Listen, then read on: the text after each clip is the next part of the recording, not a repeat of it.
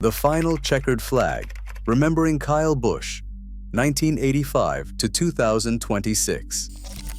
This is the story of the most polarizing driver NASCAR ever produced. The kid from Las Vegas who became a villain, then a champion, then a legend. Kyle Busch died on May 21st, 2026, at the age of 41. And the sport he spent his life dominating may never see another driver like him. For 2 decades, you either loved Kyle Busch or you loved to hate him. There was no middle ground. He was rowdy. He was the candy man. He was the kid in the back of the pack who'd knock you out of the way to get to the front and then look you in the eye as he passed. He won more races across NASCAR's 3 national series than any human being who ever strapped into a stock car. And on a Thursday afternoon in May, the racing world stopped because the man they could never quite figure out was suddenly gone. This is the final lap of Rowdy Busch.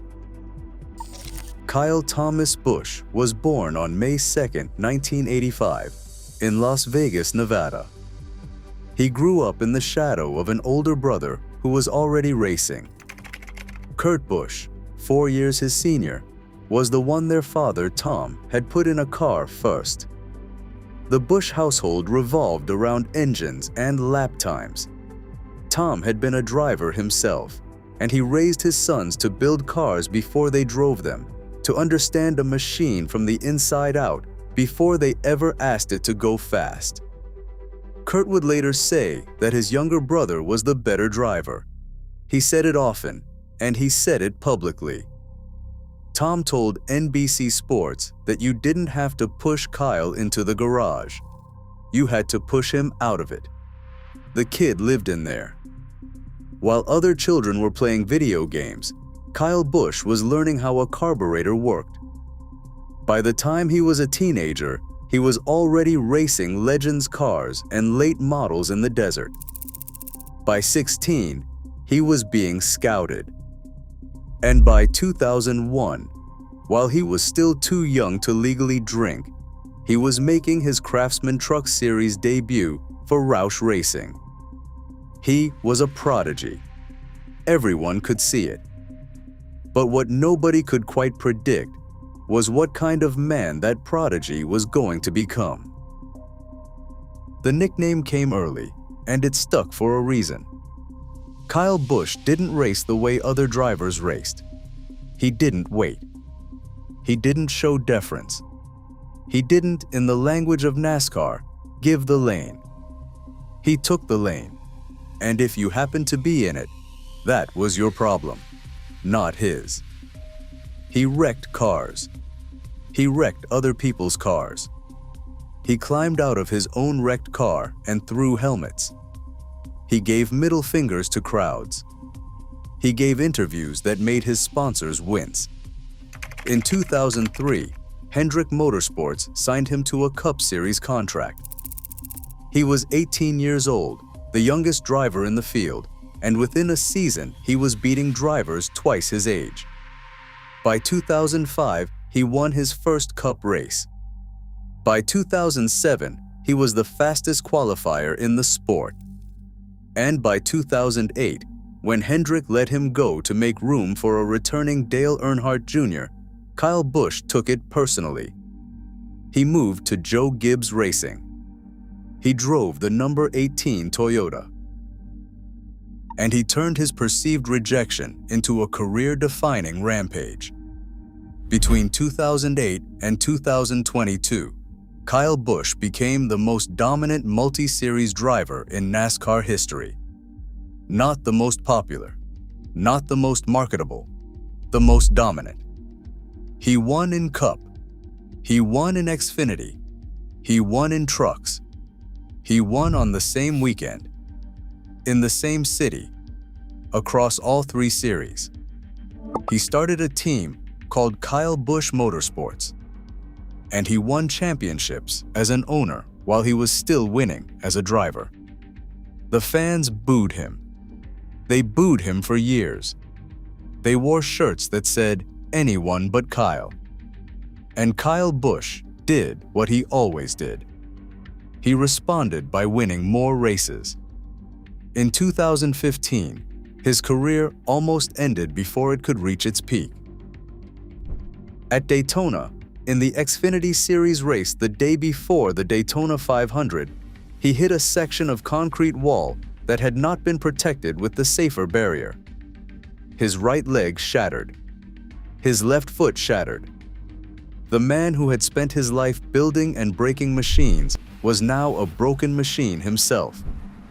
He missed the first 11 races of the 2015 Cup season.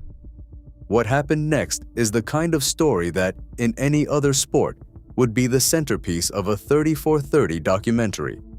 Kyle Busch came back. He won. He won again. He won 4 races in the regular season. He made the playoffs as a wild card. In the final race at Homestead, he beat Kevin Harvick, Jeff Gordon, and Martin Truex Jr. to win his first NASCAR Cup Series championship. 4 years later, in 2019, he did it again. 2 Cup Series titles. The 2009 Nationwide Series Championship. 63 Cup wins, 9th on the all-time list. 102 wins in the Xfinity Series, an all-time record that may never be broken. 69 wins in the Craftsman Truck Series, another all-time record. 234 victories across NASCAR's 3 national divisions. More than anyone, more than Petty, more than Earnhardt, more than Jimmy Johnson. And here is the statistic that stops you cold. From 2004 to 2023, Kyle Busch won at least 1 Cup Series race every single season. 19 consecutive years. Nobody had ever done that. Nobody had even come close. He was, by any honest measurement, the winningest driver of his generation. Somewhere in the middle of all those wins, something started to change. It was not a single moment. It was a slow shift. The man who used to throw helmets started talking about his son. The driver who used to flip off the crowd started carrying that same son to victory lane. In 2010, on New Year's Eve, Kyle married Samantha, a model he had met through Chevrolet. In 2015, the same year he came back from his shattered legs to win a championship, they welcomed a son, Brexton Busch, the boy who would grow up to race karts and quarter midgets at his father's side. In 2022, they had a daughter, Lennox Busch. The villain became a father, and the father, slowly, became something the fans had not been prepared for. He became sympathetic.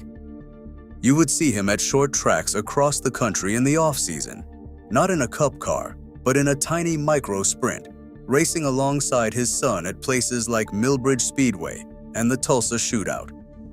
You would see Samantha post photos of championship trophies that belonged to a 10-year-old kid in a fire suit. You would see Kyle Busch, the man who had spent 20 years being the bad guy, beaming in the background of his son's victory lane interviews. The boos got quieter. The cheers got louder. The shirts that said, "Anyone but Kyle," started disappearing from the infield. Rowdy Nation, the fan group that had once been a small, defiant pocket of contrarians, grew into one of the largest fan bases in NASCAR. The villain had become the patriarch. In 2023, Kyle Busch made the biggest move of his career. After 15 seasons at Joe Gibbs Racing, he left for Richard Childress Racing. He took the number 8 Chevrolet. He won 3 races in his first season at RCR, extending his streak of consecutive seasons with a win to a NASCAR record of 19 years. And then the streak ended. 2024 was hard. 2025 was harder. By 2026, the man who had won 63 Cup races was driving for a team that was struggling to find speed. The wins stopped coming. The rumors started. There were rumors about contract negotiations, rumors about a move to Trackhouse, rumors about retirement.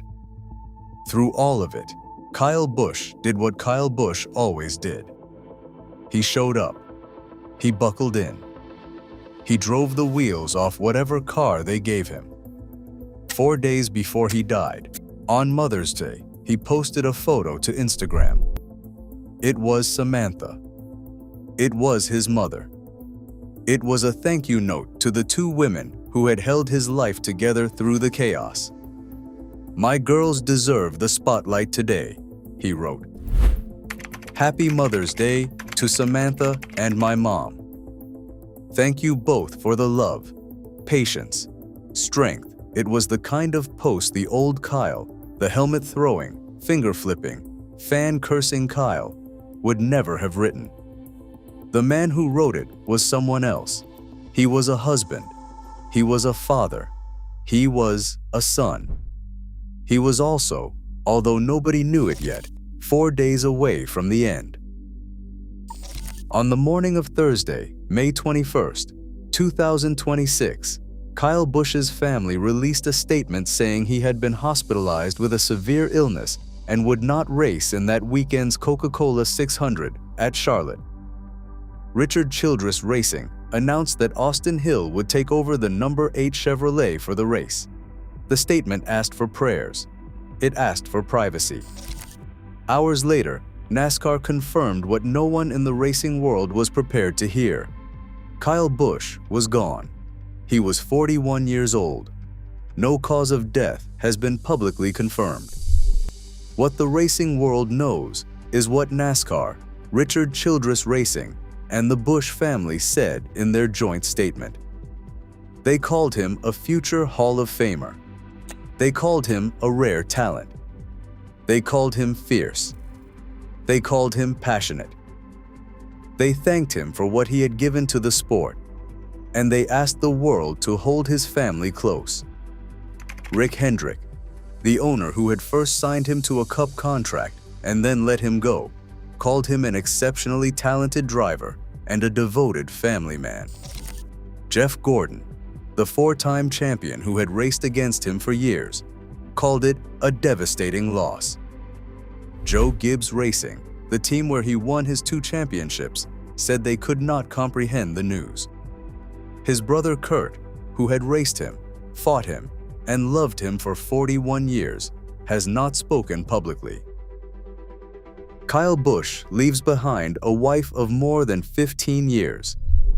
He leaves behind a son who just turned 11, a son who already wins races, a son who looked at his father and saw not the villain the world had decided he was, but the hero a boy sees when he looks at his dad.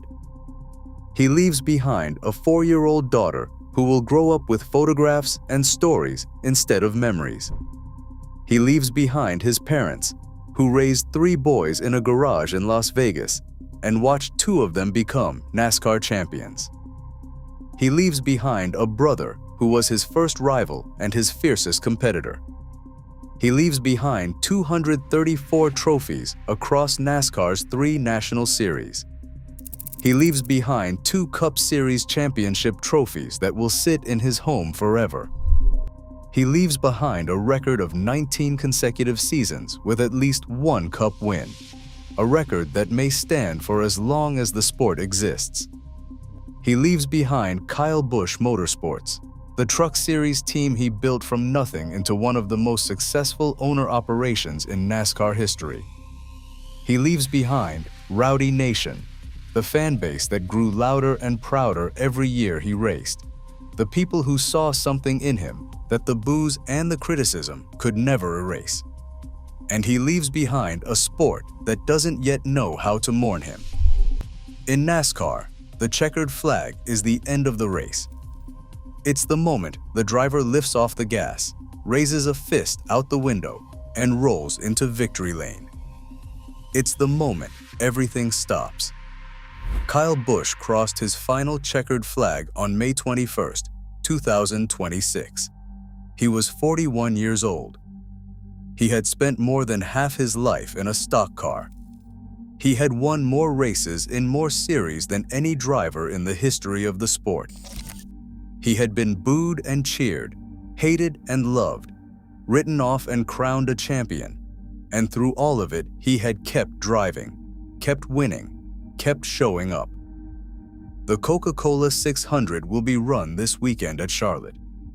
There will be a tribute. There will be a moment of silence. Drivers who once feuded with him and fans who once booed him will stand together with their hats in their hands. And somewhere, a boy named Brexton will grow up. He'll get older. He'll keep racing. And every time he wins, the people in the stands will remember whose son he was. That is the legacy of Kyle Busch. He was rowdy. He was the candy man. He was the kid from Las Vegas, the villain, the champion, the husband, the father, the brother, the friend. NASCAR lost a giant of the sport on May 21st, 2026. It will not see another one.